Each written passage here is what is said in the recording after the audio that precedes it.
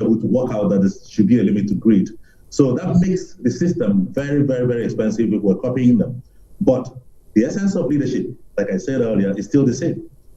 In any system, you can still achieve the same thing. But when you now begin to think and to talk about the styles of leadership and the practice we're adopting, I agree with you completely that this is not helping us at all. Interestingly, you just also raised the issue of the size of government and, I mean, the cost of government. So you agree with those who will say our style and our size and cost is rather too large? So large. I lived in England for 25 years, and I could see precisely how they sort of run things over there. The average governor here has a convoy of about 20 vehicles. But I can tell you that the British Prime Minister or the Queen doesn't move in a convoy that is more than 3 vehicles at a time. So there's so much waste. I mean, that's one aspect of it. If you look at the size of the personnel involved in running the system, it's just absolute waste.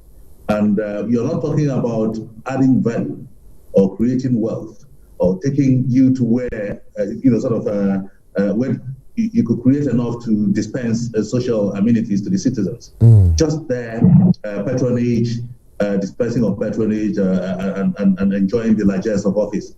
It is so expensive, and believe me, we can't afford to go on like this for much longer. While on this subject, I'd like to have your take on a suggestion recommending the need for Nigerians to urgently reflect back on the values, visions, and aspirations of our founding fathers, and the institutionalization of leadership training centers at local government levels across the country as a platform for the emergence of credible leaders at both, at local, states, and national levels in Nigeria.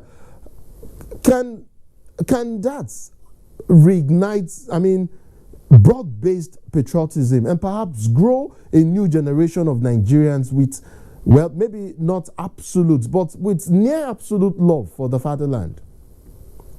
I don't think that is the problem. I think what has happened is that over the years, we have, everything is run with corruption in mind.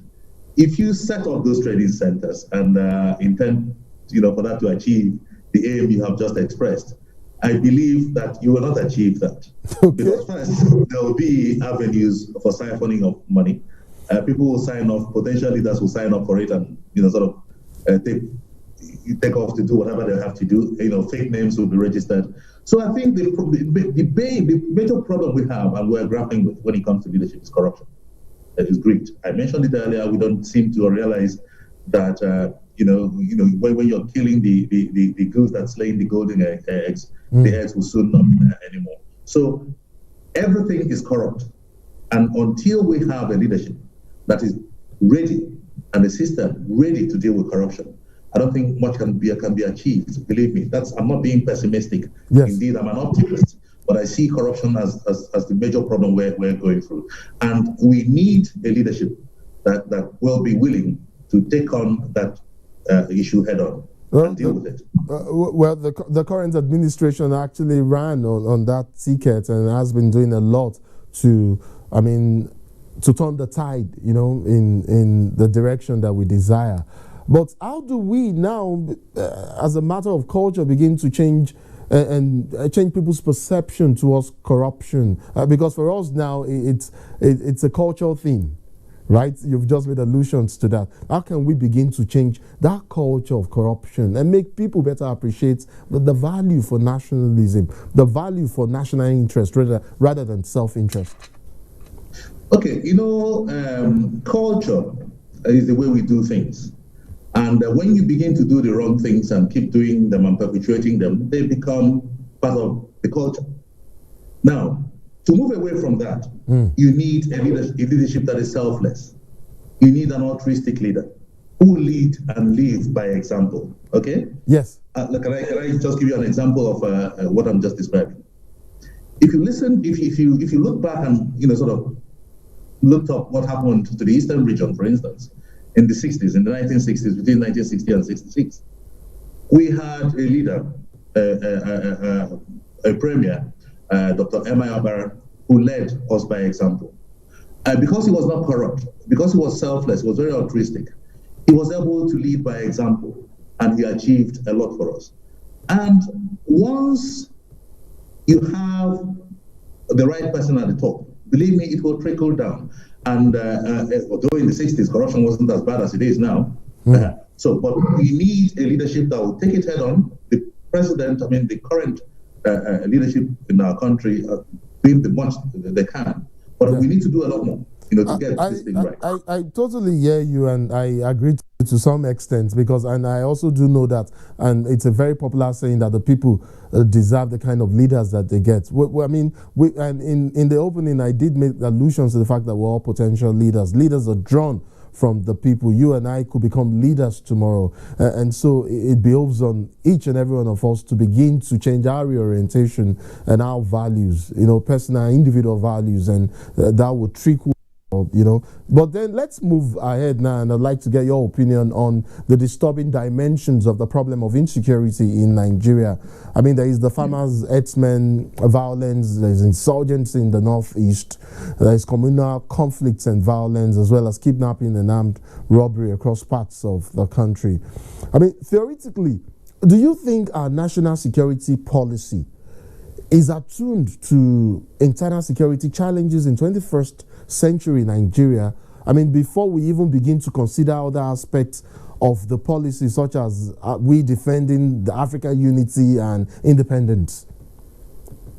Okay, first I have to consider the fact that I'm not a security personnel, but I can tell you. Very well, I do know that. I'm not putting you on the spot here. I just would like your opinion. Yeah, I'll tell you what I do think. Yes, please. I don't believe that the problem is with the policy. But I do believe that it has everything to do with the implementation of the policy. Okay. Because even if you have the best policy in the world and you're not implementing it the right way, it cannot work. Okay. And everything, including national security, has been hijacked for personal gains. Okay. Now, these are things that are reported, and this is not something I'm saying because I have any information that you don't have access to. Okay. Kidnapping, just 2 days ago, I was in Anambra. I spend most of my time in Anambra now. Okay. And I'm from Nnewi.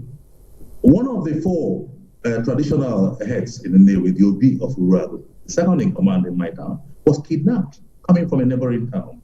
Okay. You find these incidents everywhere. I'm glad you talked about insecurity in the northeast. Agitations in the southwest and the south. This is everywhere in the country. It's not, sort of restricted to a particular region. The only thing is that in each region you have their own peculiarity and the type of insecurity problem existing there. I'll give you another example. And when we now begin to talk about implementation of policies, I drove from Enugu and Nnewi, Anambra to Enugu yesterday. In between Oka and Enugu, I encountered over 30 police and army checkpoints. Okay. 30. Okay? And these personnel are there on the streets, quite frankly, extorting money from the motorists. Okay?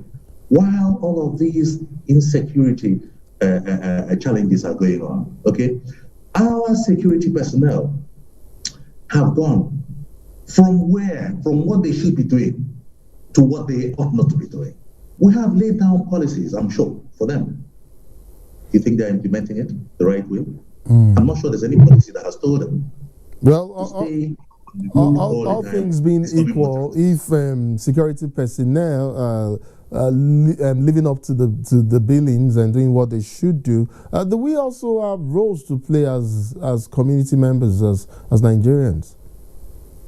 Yes, you did say that as a people, we get the leadership we deserve. Yeah, very it's like true. that anywhere in the world. We can protest. Peacefully, How many of us are doing that? Are we patient enough and steadfast enough to protest? I'm not talking about violent rioting. I'm talking about civil protests. Great. Are we able to do that and sustain it? Nobody is interested in it. At the end of the day, you're thinking, oh, this is not my problem. It's not, if they can solve it, it's not my headache. In other climes, they'll come out and protest peacefully. And the people in authority will review the implementation of those policies. But in Nigeria, we're so impatient. We just want to, sort of get through all of that, and sort of, what can we do? For a large chunk of Nigerians, it's still rather frustrating to see that in spite of well-meaning efforts by, and not just this administration, successive administrations, we're still confronted with the issues of unemployment, inequality, poverty, a fraudulent electoral process. I mean, corruption. You brought up the issue of corruption. And of course, there's still the question about our federalism or true federalism. There's also the issue of insecurity, porous borders, religious and ethnic crisis and intolerance. I mean, I could go on and on. We don't trust ourselves, and ethnicity is a common card that we often play here. How can we build trust and do away with ethnic nationalism, possibly, nurturing this union that we have and arresting agitations, more like nipping them in the bud? Okay, I don't think patriotism in terms of ethnicity is the wrong thing at all. Again, not just in Nigeria, anywhere else. I believe that you have to love your own ethnic grouping as much as you love above your national interest. No, not above national interest. I don't believe in separatism. I believe, in fact, I'm more of a nationalist than a separatist. Okay, there is enormous strength in diversity. I will never subscribe to pulling out of Nigeria. I believe that there is unity, and once we can pull together as a nation, we can achieve a lot more. There is strength in numbers, strength in diversity, and I think that Nigeria can do well in being fair to all parties concerned. The problem we have is that Nigerians feel, of whatever tribe, of whatever ethnicity, ethnic tribe, nation, believe that there is no level playing field. Okay? Once we are seen to be fair to each other, Nigeria as a nation will be stronger for it. And so there must be a level playing field. Let nobody, I don't want to use that word, over-abused word, marginalization, because everybody will just get up and say we are being marginalized. Okay? Nothing is ever perfect. But I think let everybody feel a sense of belonging. I'll give you another one. People are not marginalized because of a tribe alone. We have a gang up of the elite ripping off the best, creaming off the best of what Nigeria has to offer. The elite of every tribe. Okay, that is even worse than what is being, ascribed to tribalism. When you have the son of nobody knowing that he can get to and achieve his vision for himself and for his nation in Nigeria without having a godfather, that's when nation building will be gotten right. Okay? So it is not just about tribe, it is about the conspiracy of the elite to disenfranchise the left. And we need to address that, as well as looking at the issues of tribe. Okay, I find your views quite intriguing, so far. But let's see what you think of developments at the state's level, and I'll use your home state, Anambra, as focus, not Enugu, where you currently are. Incidentally, I worked in Anambra State with the NTA station there for close to a decade, so I know quite a bit about the state and the people there. But please humor me. Let me reel out some of what I know for a fact about Anambra State. For one, I know that the state has almost 100% arable soil. Anambra is rich in natural gas, crude oil, and ceramics. As a matter of fact, for many years now, Prince Arthur Eze, an Ambarian, that's how Anambra people refer to themselves, have been touted as the richest Igbo man on earth. So there is absolutely no doubt that the state is blessed and that our people too. But however, potential is not success or accomplishment. How can a state like that, with so much potential, catapult itself to the top of the table in every significant sector of the economy? Okay, I'll say that Anambra is not doing badly at the moment, but we need to do much better. You've highlighted the potentials we have in terms of wealth, in terms of intellectual property, in terms of natural resources. Okay, what we need is a visionary leader who can harness all these potentials together to take Anambra State from where it is now, not to where our people want it to be, but where it should be. Because we have a great opportunity to get it right. We have a great opportunity to leapfrog. I'm not saying we're better than other states, but I'm saying that we're different. And we have all these attributes that can take us to anywhere we want to go. So we need a visionary leadership in Anambra to enable us to realize our full potential. And I believe that we have an opportunity of achieving this in a few months. Okay, great. Can we stay a bit on the issue of commerce? I mean, even though we've talked about the economy and potential in the area, but like you rightly said, Anambra is known for commerce and is widely known for its large trade and semi-industrialization. How can that sector be repackaged to improve the ease of doing business using policy initiatives? All right, okay. First of all, I'm from Nnewi. Okay. I live in Nnewi, but I have a home in Enugu as well. So from time to time, you find that today I happen to be in Enugu, so that's why I'm speaking to you from Enugu. Nnewi is known as the Taiwan of Africa. I'm sure you know that. We have many industries and many industrialists in Nnewi. And are you still getting me? Are you still seeing me? Sorry, please go ahead. Okay. All right, okay, because I lost you for a moment, yeah. And what you do find is that these industries are operating as a result of self-help, personal efforts of the owners, of the business owners. What you do need is a policy, first, for government to provide the infrastructural needs of these industries, okay? Okay. So, if possible, go beyond what is happening now, where it is just a collection of ad hoc collection of industries cited haphazardly, to provision of the right infrastructure and the right industrial hub. And we have trace territorial zones, have the right industrial hubs in each of these zones. We have the right, we have the land for it. Anambra is now gas rich. If we can harness that gas potential into energy, that means that we can have 24-hour power supply in Anambra State, okay? And you can imagine what that will do for our industries. If at the moment we are where we are running on generators, you can imagine what bringing that gas pipeline, giving us the right energy will do. In the right industrial hubs in Anambra State, okay? Doing the bit we can. Government has no business running businesses, but government has a business in providing the enabling environment for the private sector to thrive. And we make money, by the way. This is not a social service. You make money by taxing properly. Great. And government will be better for it.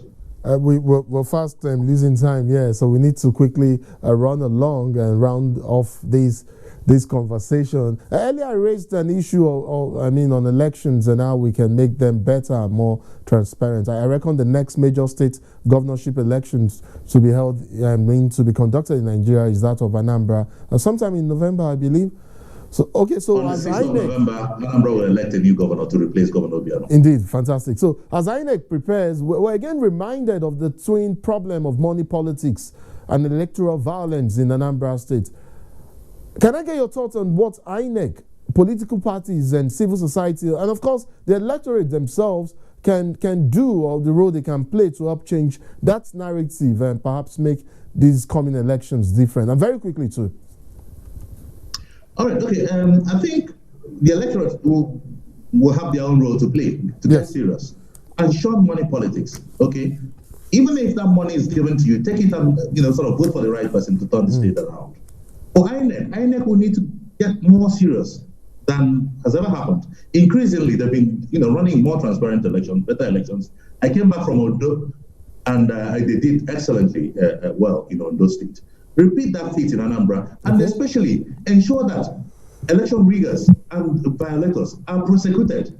Because I don't see anybody who's gone to jail for election crimes. Maybe you have, I don't. So it's like you commit all these atrocities during elections and you get away with it because you're doing it on behalf of one godfather or one electoral a politician or the other. So let us get serious and prosecute these people. And the security agencies should live up to their billing and ensure that these things are implemented. Security is enforced, because if you don't get security right, the credibility of the election will be in doubt. Well, I hear you clearly. Well, out of time, but I know you've been based in the UK for quite a bit, and it seems that you're back home for good and getting grounded in the politics. I also didn't know that you have a rich. You're from a family with a rich political history. Knowing that your mom, Dame Vejay Tiaba, was Nigeria's first female state governor. How is she, by the way? I hope she's doing good. She's wonderful. She's now known as Mama Nambra. She's wonderful. She's enjoying her retirement. I lived in UK for 25 years. I left at the age of 19, but I came back 14 years ago. So consistently, so you've been around for a while. Okay, great. I haven't just come back to run to take part. Glad to hear that. I've been living in Nigeria for the last 14 years. I indeed trained my children in Nigeria. So they're as Nigerian as you are. Good to know that. Well, just before I let you go, my mom is fine. She's had a bit in politics, so she's just a mother to all now. Good to hear that as well. Just before I let you go, a quick one.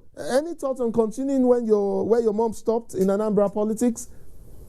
Okay, what I'll say, if I say that I want to continue where she stopped, then I'm being unfair to all the leaders after her. We've had some governors after her, and they've all moved Anambra State forward since then. So what I would rather say is that at the right time... No, I mean in terms of joining politics now. No, yes. Breaking news. Just watch out. In the next few days, you'll get some news along those lines that I'll announce. But I think you'll be more like continuing from not where she stopped, but from where Governor Obiano will stop. Ben Itiaba, chartered accountant and social commentator. It's been a delight speaking with you. I want to thank you so much for coming on Insights, and I'm looking forward to having you on this same show sometime real soon. Thank you so much. Thank you so much, Nambi. The pleasure has been mine. I'm delighted to be here. Coming up next, Elizabeth Omori takes a look at the Nigerian-China relations in the last 50 years.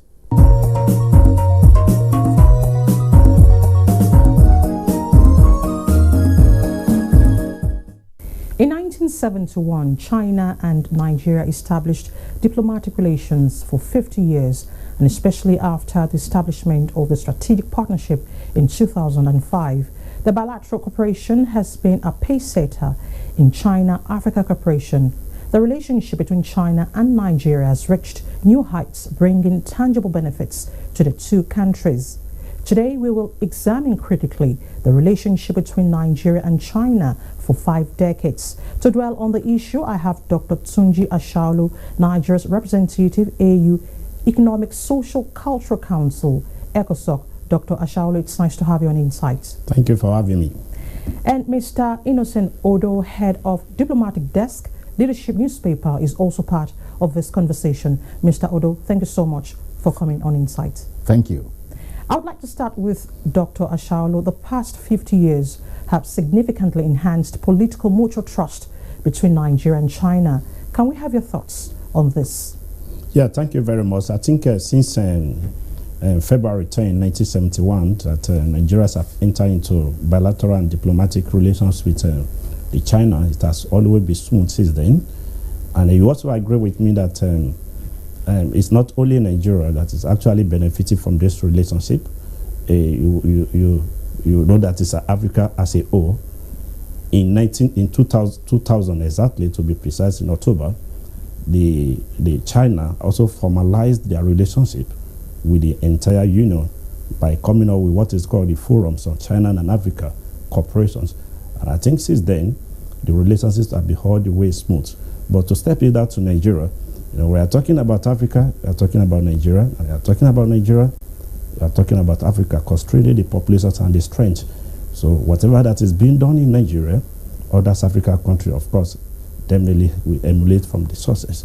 So Nigerians have a very strong relationship in terms of its trade, particularly the economic and the business relation with China. So it has always been win-win situations. But the truth of the matter is they need to also step up the game, because we need to see the more evidence on ground, because the citizens are actually expanding and are growing on a daily basis. Okay. All right. Still on you, Dr. Ashalu, when we talk about trade in Africa, we think Nigeria. So how has this helped to move trade in Africa to greater heights? Yeah, I think as a new development, the narrative have also been changed. For example, the Africa now is moving towards a common market. We just operationalized what is called the Africa Continental Free Trade Agreement, which of recent in January come on board.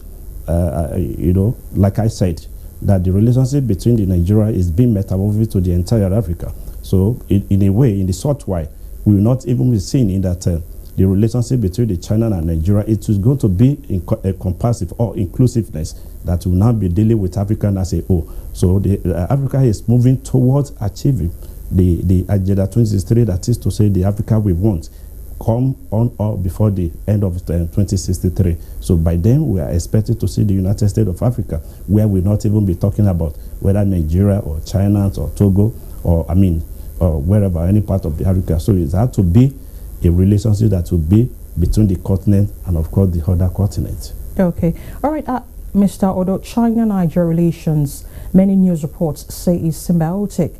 Is this true? Well, thank you for having me once again. And diplomatic relationship with China has been a very significant milestone in the life of the two great nations. Of course, you know that China being the biggest in terms of population in the world, and Nigeria being the biggest in terms of population in the whole of Africa. So there are similarities, between the two nations. And just like my colleague said, the relationship of 50 years has been of mutual trust, and it has been forward-looking. It has been beneficial also. But then we have to do some sober reflection on the way we are relating with China. Okay. What has been the historical trajectory of this relationship? And talking about specifically on individual nations basis, China, like we all know, emerged from the shackles of colonialism, just like Nigeria and other African countries. And then, of course, after, let's say, the 1978 revolution in China, China became a world superpower in terms of economy, in terms of politics and all that. And there's a reason China became a superpower today in the world, and it has to do with purposeful leadership, cohesion, understanding of the variables that make for a national development. The Chinese government, under the President Deng Xiaoping in 1978, initiated that development trajectory that we all celebrate today in China rather. So you can see there's a succession of successes, succession of a strategy to engage the world, to engage Africa in all ramifications, be it political, be it on economic basis. And so back to your question, specifically speaking now, has it been what it ought to be? I would say I'm not too positive in that sense, because if you ask me about China's history, I know that in just about 2020, the Chinese are celebrating about lifting 800 million people out of poverty, which means in no distant time, poverty will become history in China. How did they do that? By purposeful leadership. And if we want to relate really in a manner that Nigeria will benefit in a strong sense of the word, Nigeria has to build her infrastructure. Nigeria has to build her economy. Nigeria has to build her social, industrial and human capacity to meet up to the challenges of the modern time. That is what this relationship is opening up for Nigeria to learn. An opportunity that China has presented. China is that idea, China is that nation, and China is an example for everybody to copy. And that is what Nigeria has to learn from China in this instance. May I add one thing, please, before I cut?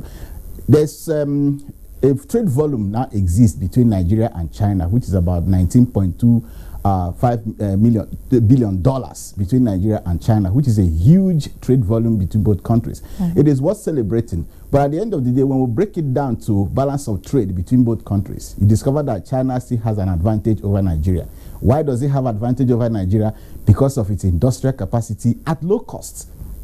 So when Chinese products are produced in China at low cost, they find ready markets in Nigeria and they are flooded here in Nigeria. So why don't we also take advantage of the huge Chinese market, send our product instead of sending industrial products instead of primary product to China? That's what they do. That's what makes the difference. Mr. Odo, I'm happy you are a media practitioner, but really, what role has the media played in all of this in promoting the relationship between China and Nigeria? Okay, the media, Nigerian media has been luckily very vibrant media in Nigeria. They have actually taken opportunity that the Chinese experience has offered to relate it to our own experience. I have been to China twice myself, and I have seen the success story of China. And a lot of other colleagues of mine have visited China in one way or another to learn from the experience of China. I think when we came back here, what it then means is that the media, as a very vital sector of the Nigerian life, will have to understand the variables, understand the creativity, understand the imaginativeness, and know how to relate it to the Nigerian experience. Why am I saying so? The Nigerian people are very vibrant people. The Nigerian people learn fast. The Nigerian people are strategic. But the only thing, however, is that the Nigerian people probably have not gotten it right in terms of harnessing the variables that we have here to make for a great nation that we all desire. So, but I think the media, they are playing a very important role in disseminating information about the experiences, not just China, but even some of the developed nations of the world. Thank you for your thoughts on that. Now, Dr. Ashaolu, articles by some Nigerian newspapers reveal that in recent years, the two countries have enjoyed exchanges and mutual trust, putting China-Nigeria relations on a fast-track development. This bond looks unbreakable. Bilaterally, how can we sustain the gains? Yeah, I think it's not about just exchanging dollars or exchanging money or trading. We need to also step it down into the life of the citizen. For example, the aspiration number one of the Agenda 2060 also talk about a prosperous Africa that's based on sustainable growth, sustainable development. How do we sustain this? Is about using our own people to drive that agenda, to talk about our own development. We have everything that we could in Nigeria or in Africa as well. So how do we now balance that trade? So we need to draw the line where we make use of the Nigeria people, and of course where we make use of the Chinese people. Dr. Ashaolu, I'm not done with you yet. You represent Nigeria, the AU Economic Social Cultural Council. Now, is this relationship all about trade? No, it is not about trade. The AU ECOSOC is one of the organs of the African Union, particularly to provide an advisory opinions to the Union in terms of their programs, in terms of their policies and framework, and how it's being done in Africa. So our major role is to stand between the gap, the government and the citizen. Okay. What is being done in the African Union that is not going well in the lives of the citizen, we stand with the gap and provide advisory opinion. So our role cut across the trade and industry, the economic affairs, and politicals and what have you. So we have always issued a lot of advisory opinion even to the government, and now they can also sustain some of their programs and framework and policies in member states. All right, Mr. Odo, how has the media been able to strengthen these ties between Nigeria and China? Well, we've had the cultural media exchanges in the past between Nigerian media practitioners and the Chinese, in so many exchange programs, of course, being sponsored sometimes by the Chinese government. And that has given us an opportunity to understand the very definition of development in terms of the Chinese experience of development and how they attained the developmental strides that they have made in the last couple of years. In less than 40 years, for instance, like I said, in 1978, when the opening up of the Chinese economy started under Deng Xiaoping, they never looked back. It was more like a forward-looking country, given an insight as to what it takes to build a nation with capacity, to build people with interest in governing. You build governance structures that promote national interest in terms of what they call science and technology. That is only what makes a difference, and that is what I think the media should, focus on. I give another example. You see, the Chinese right now, have introduced even not just FOCAC, like he said, the Forum for China-Africa Cooperation, FOCAC, yes, that started in 2000. There's another one called the Belt and Roads Initiative, started in 2013, all over Africa and all over parts of the world. About 70 countries are now keen into that Belt and Roads Initiative. Why is it so? China wants to connect the world with infrastructure. It's more like infrastructure connectivity around the world. So you can see it's a very big project, and it's at the heart of the Chinese foreign policy. That tells you how serious they are in connecting the rest of the world through this initiative, through this program. And I think we as the media practitioners, this should be the forte of the media. We should take it up as a, something we can, like a crusade, around Africa, around Nigeria, and all parts of the world, because the Chinese are up for business, and they mean business. All right, Mr. Odio, I would like to ask you this, because you head the diplomatic desk of your organization. Now, is this relationship the strongest Nigeria has, talking about diplomatic ties? I think I may not be able to say it's the strongest, but probably going to be the most cordial in terms of Nigeria's history of diplomacy. Because the Chinese, we didn't have any experience of colonial humiliation, from China, just like we had, with our past colonial masters. So Chinese, of course, they also had the same colonial humiliation experience like us. So theirs is more like a union of shared prosperity, a relationship of shared prosperity. That is what they are chasing in Africa. But the thing is that it is not just a union of shared prosperity, but who gains out of that, kind of conceptualization of ideas and relationship. And that is why I said Africans, and Nigeria to be precise, have to understand what it means to formulate policies based on industrial development, based on human capital development, and based on strategy to build the resources of the nation. Thank God we already have the resources. We no longer need, we will say we are potentially rich, as they said.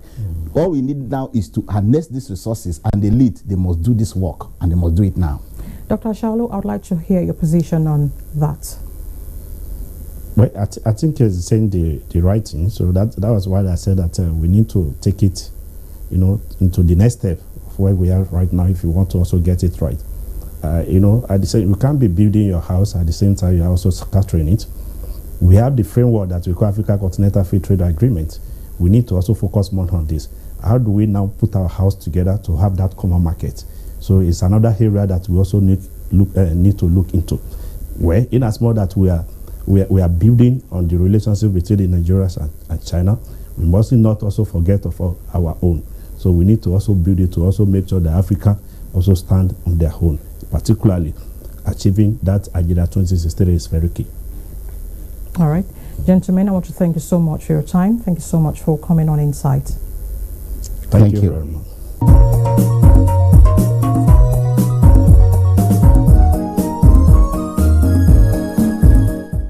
Just before we wrap up this episode, I would like to take us back to the issue of governance, but this time with a focus on how the Nigerian youth factors in the equation, especially with recent events and agitations in certain quarters. How best to build consensus and make our youth population have a sense of being part of the policy decision-making processes. Arun Ahmed Amin is from the Committed Youth for Better Nigeria. He's actually the National Secretary of the organization. Thank you so much for joining me to discuss this issue. Thank you for having me. Good afternoon. Yeah, Arun, if there were doubts before now that the Nigerian youth is vibrant, and let me use the words of President Buhari just a couple of days back, imbued with energy and resourceful, well, that is all gone now. Well, I'm not trying to put you on the spot here, but are you happy or dissatisfied with how active the Nigerian youth is, particularly now, on the issue of governance and leadership at the moment? Well, at the moment, considering what has happened last October, one will think, after all that violence, after the government and everyone has started to calm down and talk about moving forward, that we will actually see a real path that will become peaceful for everyone. Unfortunately, that hasn't happened. And as we all know that the case is still in court, investigation over the murders that happened in Lagos, and then suddenly there was a court order to open up the toll gates, and some of the youths did not agree with this decision. And we all know what has happened on Saturday, and I guess we're not really going towards where we are supposed to go to. And this is basically one of the problems we're having in this country. The youth outnumber the ideology that we're trying to put into their hands. We are in the 21st century. Technology is rising. Everybody is frustrated. We understand that. In order to get peace, We have to understand that the future generation is what we're looking at right in the open. The calls for division, the calls for hatred, those have to be eliminated, because in Nigeria, we all agree and accept that Nigeria is one nation. Regardless of where we come from, what religion we believe in, we are supposed to live peacefully with one another. And that is not happening at the moment. In fact, everything is going backwards. Well, I wouldn't. Well, I don't know what you mean by going backwards, but I do get that we have challenges. And exactly. I'm sure you have been monitoring events in Lagos. You actually did preempt, my question, and so I'll just go ahead and. You've talked about since last October and what has transpired since then. Yes. But give me a sense of where you think the youths are. I mean, right now in their thinking. Considering all that is playing out, or that has played out, and where we're headed to, isn't this time? Shouldn't we create a platform, a forum for dialogue, and perhaps begin to reach some sort of consensus? For both sides now. Consensus is actually supposed to be a conflict management strategy. Yes. Shouldn't we dialogue and reach some sort of agreement at this point in time? That's one of the things that is really lacking in the country. And one of the because ways that Arun, I'm sorry to interject. Yes. We're not seeing these aggrieved and protesting youths are going to come to the table for talks. Well, there's actually a reason for that, I will say. And you don't have to listen to any side to be able to see these reasons. These reasons are the fear of the kind of treatment they expect to be seen. And I was watching the news on Saturday when the things that was going on at the toll gate in Lagos was happening, and I could hear where it was saying that the police are willing to arrest any group of people that is more than 2 people. So now, if people are trying to speak about their rights in their own country and they're not allowed to do that, it leads to frustration. Frustration in terms of the fact that Nigeria has a teeming youth of brilliant, innovative, and creative people all over the world. If you go out, and someone like me who's very interested in astronomy and aerospace, and I see what NASA of America and Europe are doing, and I can see that we have Nigerians in all these places. We have Nigerians in all these places where you see great stuff. Now, you can imagine the number of intellectual property that is owned in this Nigeria, and that is the one reason why it's important for us to come together and dialogue and find a kind of platform to allow this mindset that is very creative to move forward in order to build our own nation instead of frustrating them to either get out of here or turn against each other. Arun, I'm going to stay on the issue of consensus building, and now it's an agreeable platform, for opposing sides. Yeah. I'm just wondering, and I keep, for a while now I've been wondering, isn't it counterproductive not to want to talk to the other side of a conflict or disagreement? And now, I'm very specific about the protesters now. Okay, yeah, it is actually. But like I said, it has to be, both sides has to come all the way to the middle. I agree. Government has to be willing to allow this to happen. And it's not about talking the talk without walking the walk. So you think the panel set up in states isn't enough? No, I don't think it's enough. The panel set up in states? I don't think it's enough, because you have to set it in such a way that you're not telling them to, okay, come around, but make sure that we don't get to you, because something has happened before that is very bad and we don't like it, and everyone is not given the right reasons or the right picture of what they expect in this kind of dialogue. It has to be very clear. The youth, too, they have to be willing to come out, and I'm sure they want to, but the government has to make the first real step. And I would not say that the presidency hasn't done enough, but I will say that Nigeria is a very large country, and with so many different ethnic groups and ideologies. What we are supposed to do is make sure the law enforcement follows the whole human rights thing to the letter. Okay. And that's the only way. So you, in essence, you actually think more should be done by government. I mean, that they should probably match the right strategy to the situation in the handling of the entire disagreement. And I mean, even though we know that the government has met previous demands made by protesters or these youth sometime last October, but you still think that's not enough to manage or resolve the situation? I don't think so. There's so much desperation in this country. All right, one example I'll tell you is this, and it's like a metaphor. A person get a broken phone and wants to get it fixed. As he gets out, goes look for the place, what he finds is a place where he can get it fixed. And it's youth. But he doesn't see, or his mindset doesn't tell him that, oh, is this particular set of people that I'm looking for, or this ideology? It's youth. They're in all the religions, they're in all the tribes, and they are all facing the same kind of problem. Now, as we look at the next generation being them, we really honestly cannot expect them to make the first move. They are willing. We could tell that they are willing because they came out on Saturday to the toll gate simply because that's the only way they know to fight without violence. And the reason why they did that, according to what I've seen, and I can tell that it's logically what they expect to do, is because the case itself has not been resolved yet. There's a murder trial going on, as it was claimed, but it hasn't been finalized yet, and so they felt it was wrong to open up the toll gates while this is ongoing. And even in that case, if you see the number of people that have been arrested, that does not paint a very good picture in terms of moving forward. So there's nothing wrong with saying that the youth also needs to come forward, which I totally agree with, but the government has to do more.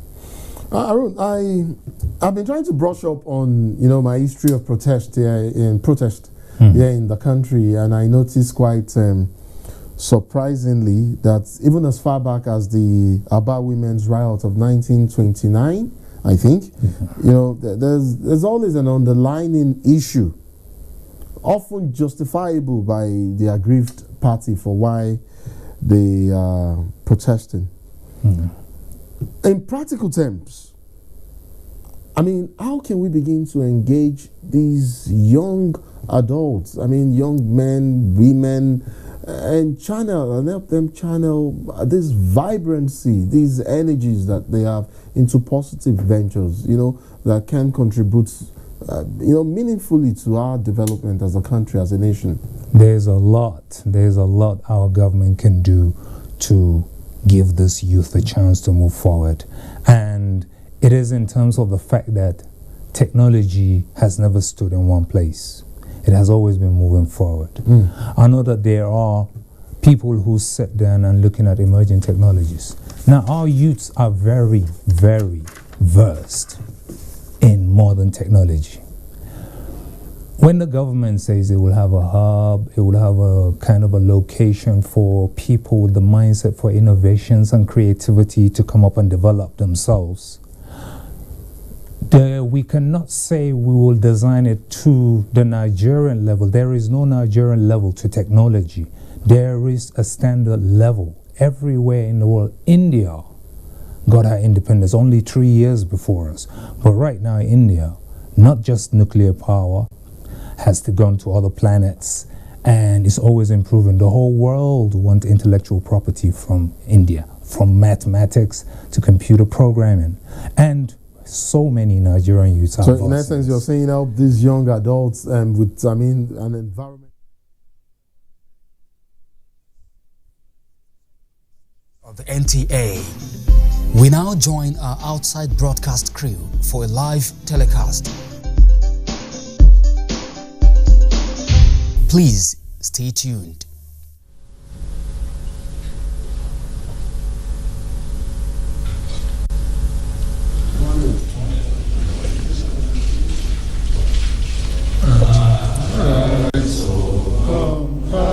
Compatriots, Nigeria's holy to serve.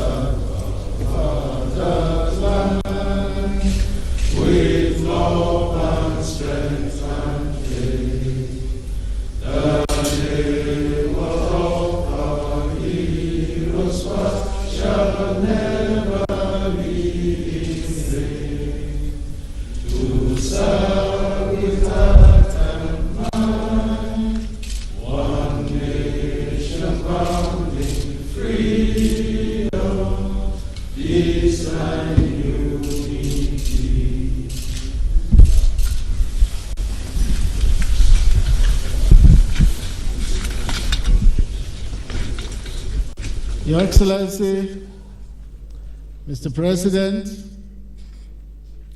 Your Excellency, the Vice President, Your Excellency, Hope Uzodinma, Governor of Imo State, Chief of Staff to the President, Secretary to the Government of the Federation, Honorable Ministers, National Security Advisor, Service Chiefs, Heads of Security and Intelligence Agencies, Heads of other agencies here present, Senior Government Officials, distinguished ladies and gentlemen. Your Excellency, Mr. President, Nigeria developed its maiden National Cybersecurity Policy and Strategy, NCPS, in the year 2014. Having operated it for 6 years, some gaps were identified, and in 2020, the Office of the National Security Advisor was vested with the responsibility of bridging those gaps. Therefore, in July 2020, the National Security Advisor convened a meeting of the Cybercrime Advisory Council, which approved the review of the 2014 policy and formulation of NCPS 2021. The policy being launched today is thus the outcome of multi-stakeholders dialogue across the cybersecurity ecosystem in the country. Mr. President, on January 24, 2021, you approved the NCPS 2021 as the national roadmap to guide the development of cybersecurity in Nigeria for the next 5 years. And that is why we are here this afternoon to launch the NCPS 2021. My pleasure at this point, with the kind permission of Mr. President, to invite the National Security Advisor, Major General Babagana Monguno, retired, to give the opening remarks. NSA, please.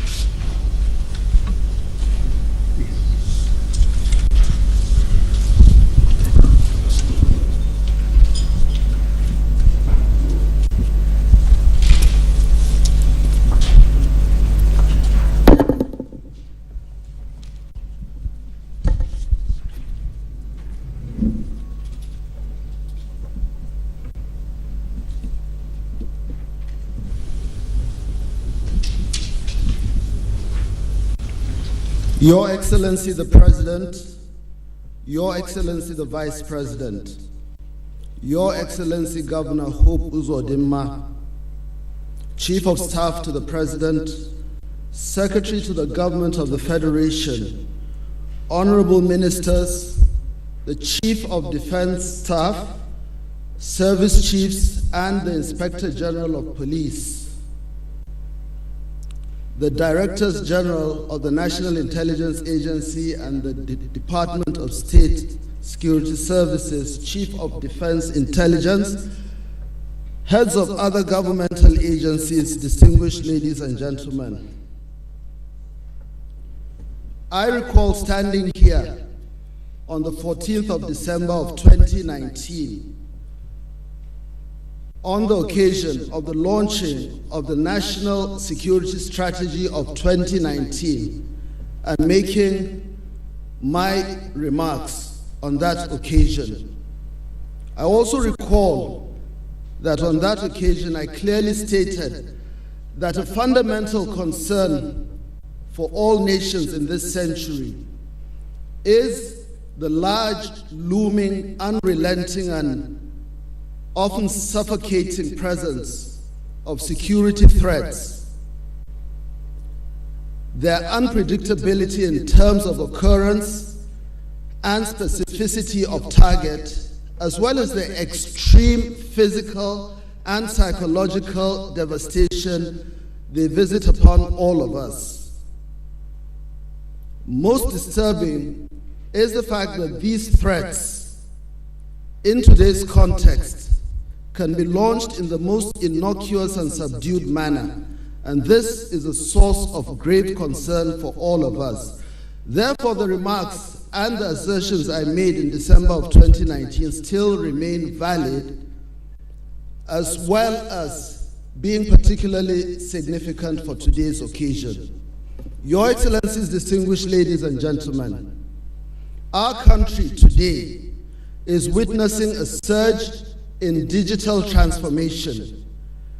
Many activities are migrating to the internet, especially with the advent of the dreadful COVID-19 pandemic, as well as the emergence of G5 technology.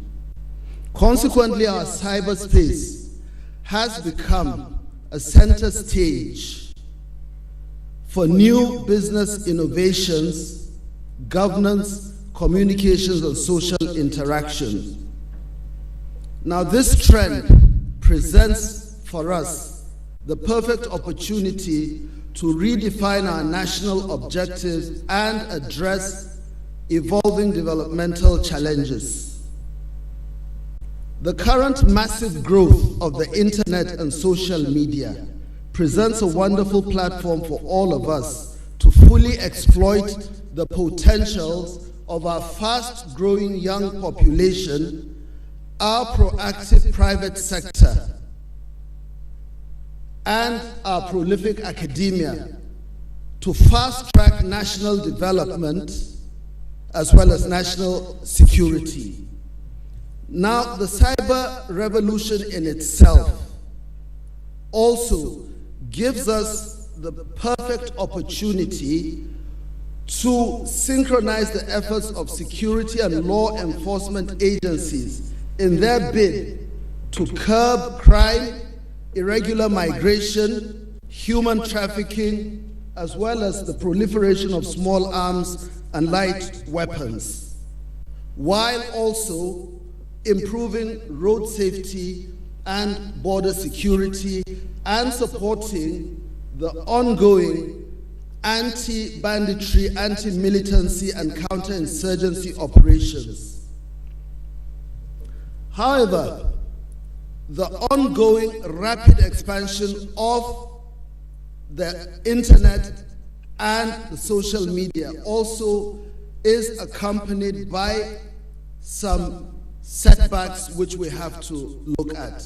For one thing, they have widened the scope of threats facing our cyberspace, particularly the threat of cyber attacks on critical national infrastructure, particularly communication systems, banking platforms, military networks, transportation systems, and other critical assets have to be dealt with. Again, when we look at the situation, there is a rapid escalation in the spread of fake news and hate speech by subversive elements bent on disrupting the peace, unity, well-being, and stability of this country.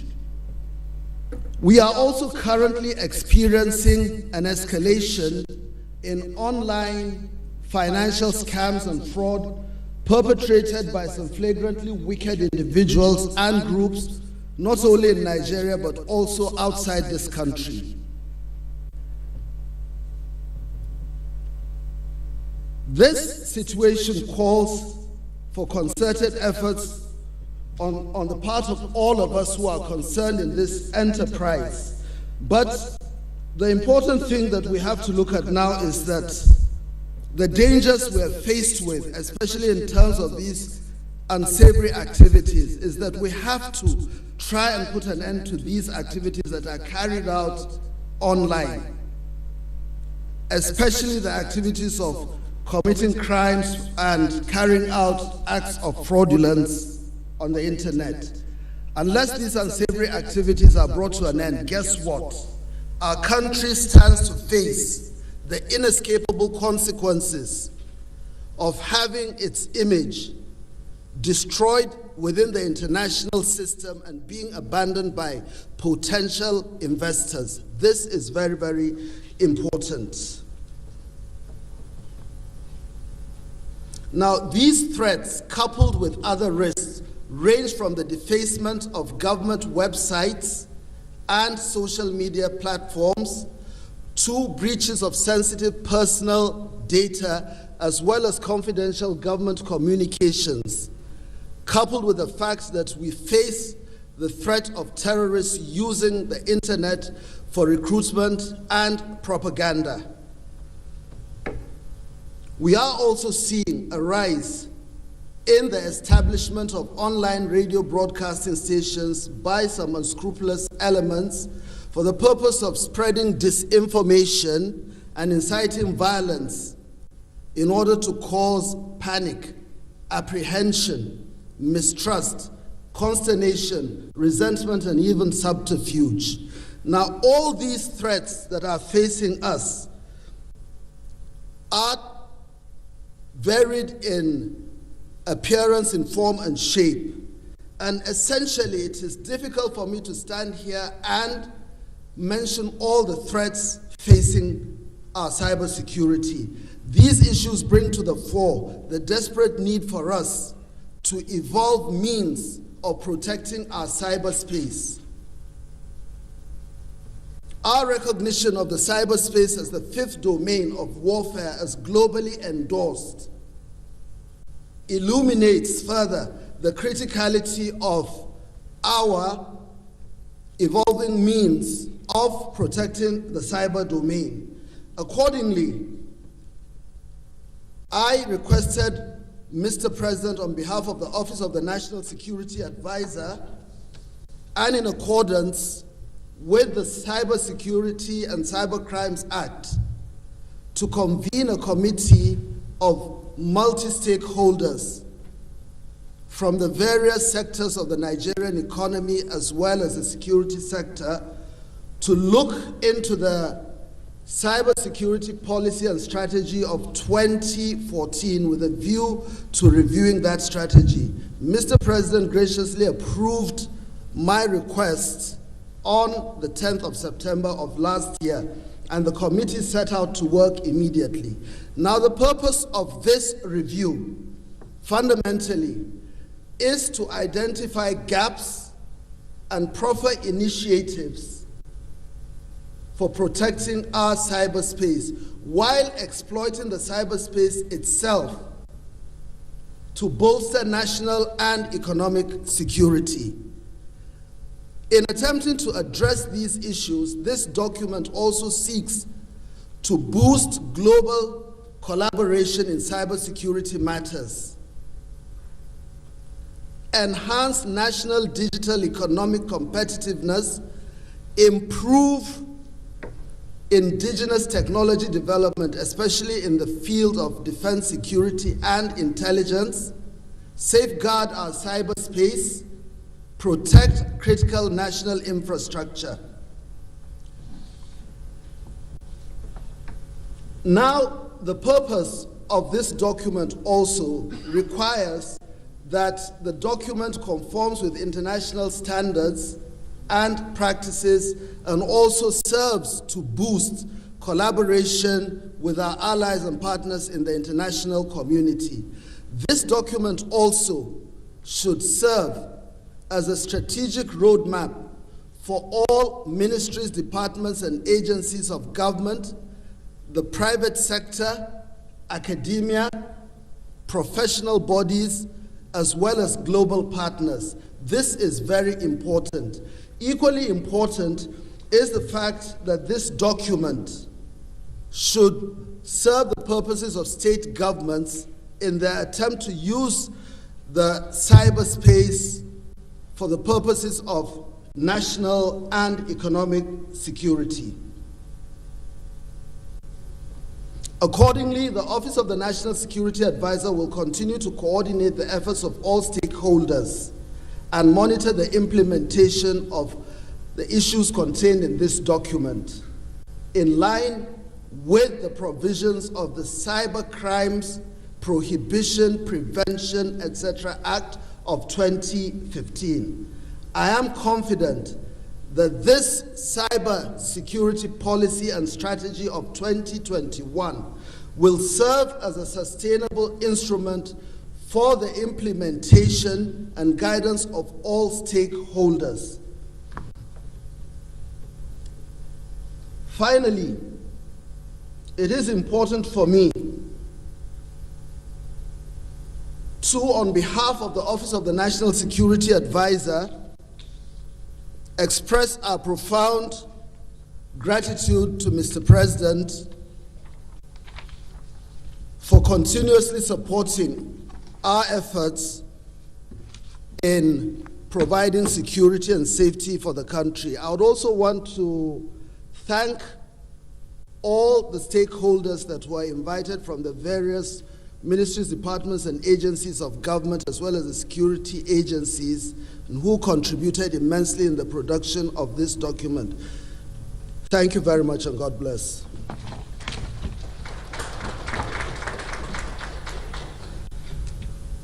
Thank you, the National Security Advisor, for giving us insight into what led to the policy that Mr. President is going to launch shortly. A multi-stakeholder consultation that has led to giving this improved policy compared to the 2014 edition. Your Excellency, Mr. President, after you speak, there will be a group photograph on the platform there. And these are the people that will join Mr. President. His Excellency, the Vice President, the National Security Advisor, the Chief of Staff to the President, SGF, Honorable Minister of Communication, and the Honorable Minister of Defense.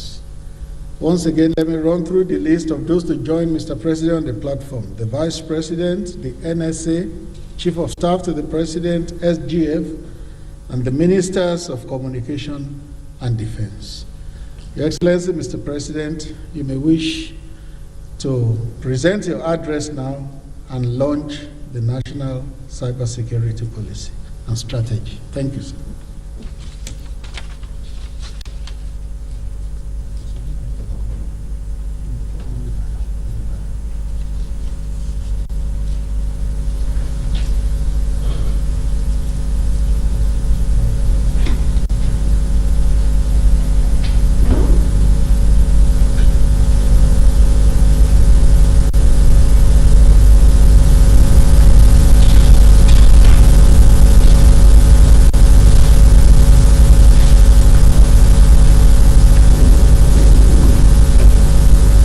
Your Excellency, the Vice President, Your Excellency, the Governor of Imo State, the Secretary to the Government, the Chief of Staff, Honorable Ministers, the National Security Advisor, the Service Chiefs, Head of Security Agencies, Heads of other agencies present here, Senior Government officials, distinguished ladies and gentlemen, our country is currently at a turning point in its history.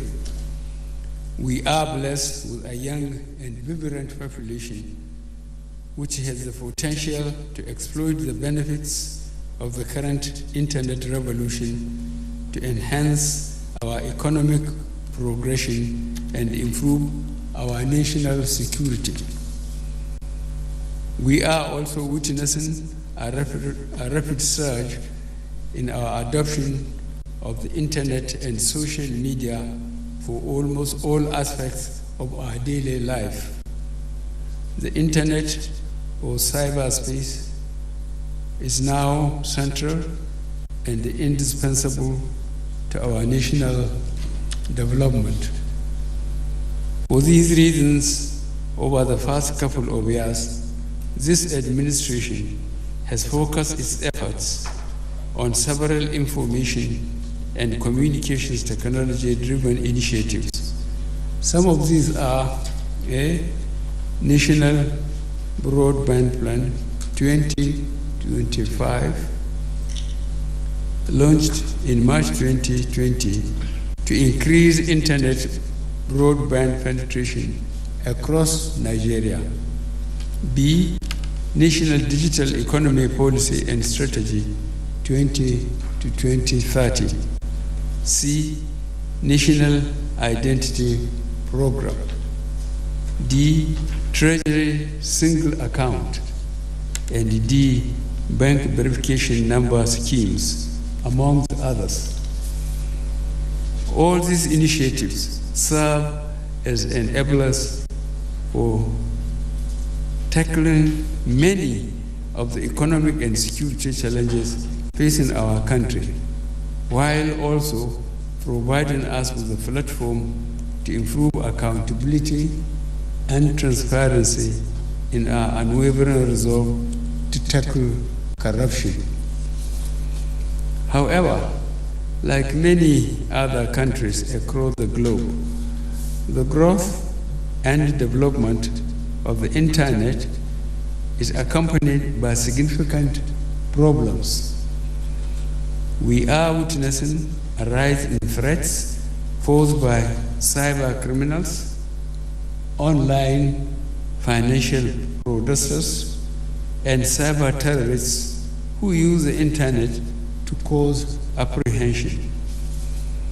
We are also observing a surge in the use of internet and social media for propagation of hate speech, like news, fake news, and seditious and treasonable messages, as well as risks of breaches to personal information and government-sensitive data.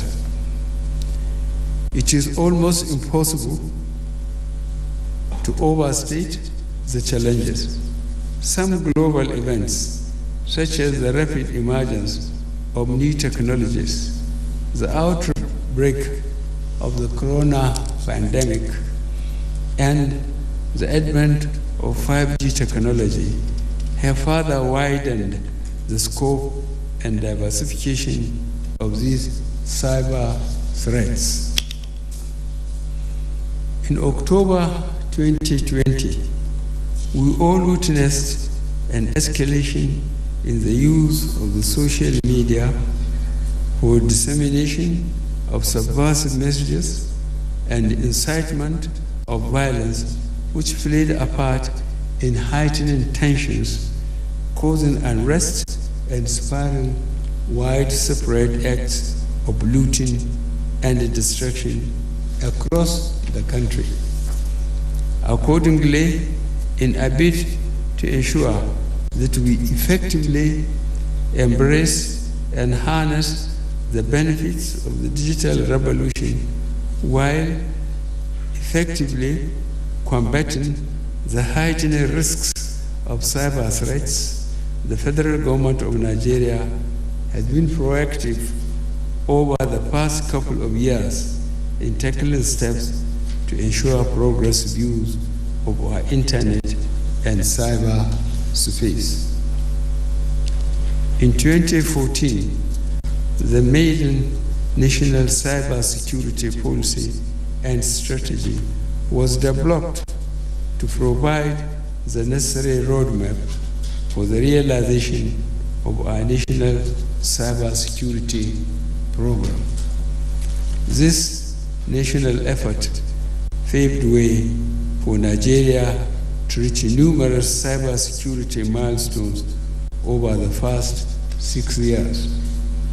Therefore, in order to build on this achievement and reposition ourselves for enhanced engagement in cyberspace, it became expedient to review the National Cyber Security Policy and Strategy 2014 and develop a comprehensive National Cyber Security Policy and Strategy 2021 for the common good of our country. The National Cyber Security Policy and Strategy 2021 will provide us with the necessary platform to effectively confront the dynamic nature of threats in our cyberspace. The document will also provide the framework that would enable us to harness the efforts of our private sector, academia, and industry towards progressive economic and national development. To this end, the document will provide the platform for technical education, digital skills acquisition, and indigenous technology production, thereby creating job opportunities for our youth and supporting our resolve to alleviate poverty and boost our economy. The National Cybersecurity Policy and Strategy 2021 signifies the rejuvenation and renewal of my promise and determination and commitment to Nigeria's national security and economic prosperity, and it ensures that our national cybersecurity program is prioritized among other national exigencies in our administration. I therefore unveil the National Cyber Security Policy and Strategy 2021 as the overreaching policy and strategy framework for driving Nigeria's cybersecurity efforts towards the attainment of our national objectives. Let me use this opportunity to commend the efforts of the National Security Advisor and his staff, as well as other stakeholders, for the remarkable work in developing the document and contributions towards strengthening the development of cyber security in Nigeria. The Office of the National Security Advisor is to continue to coordinate the efforts of all stakeholders to ensure that our internet and cyberspace are used for the enhancement of national security and economic progression. Together, we can pave the way for the creation of new opportunities to usher Nigeria into a bright future driven by prosperous cyberspace and digital economy.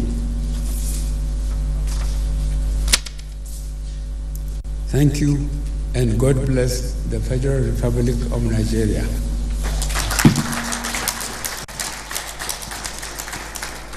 Thank you, Your Excellency, Mr. President. Can we then have the group photograph in which Mr. President will be joined by His Excellency, the Vice President, the NSA, the Chief of Staff to the President, SGF, and the Honorable Ministers of Communication and Defense.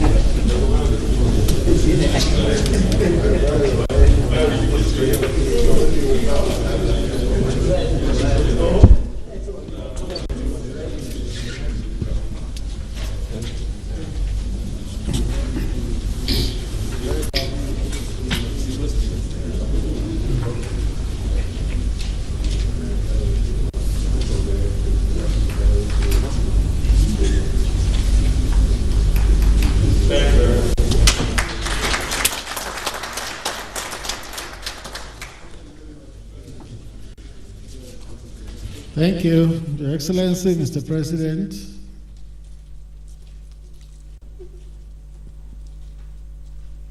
Shall we now rise to have the national anthem? 1, 2, go.